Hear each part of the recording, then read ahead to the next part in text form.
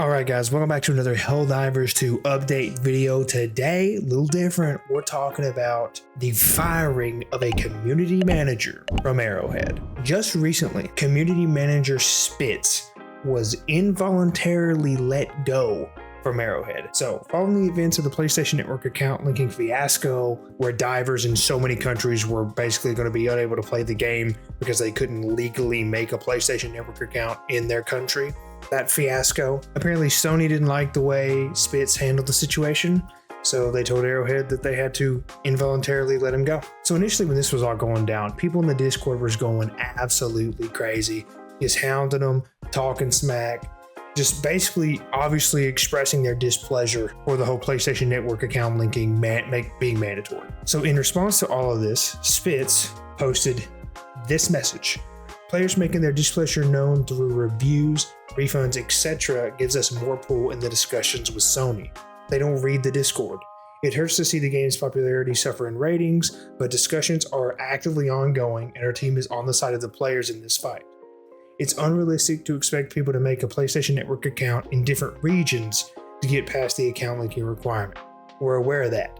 Discussions are going on. Spitz basically said you need to drop your reviews and let your displeasure be known somewhere outside of the Discord where Sony actually sees it, because we're actively talking with Sony on how to solve this problem, and they're not going to understand the impact it's having on the community if you're just dropping messages in Discord and just spamming F in the chat all day. Like, it's not going to do anything. I would argue, this is my opinion, I might be wrong, but I would say that the review bombing and so many refunds was the biggest factor, if not the main reason, that Sony actually decided to reverse the decision on making PlayStation Network accounts mandatory. Again, this is all my opinion. I think Spitz was doing their job as a community manager, trying to vouch for the community. And Spitz said that in some of the interviews that they've done online. It's interesting. I feel like Spitz was really the only individual that kind of gave the community kind of information on what they needed to do. Yeah, people were going to review bomb regardless. People were going to try to refund regardless.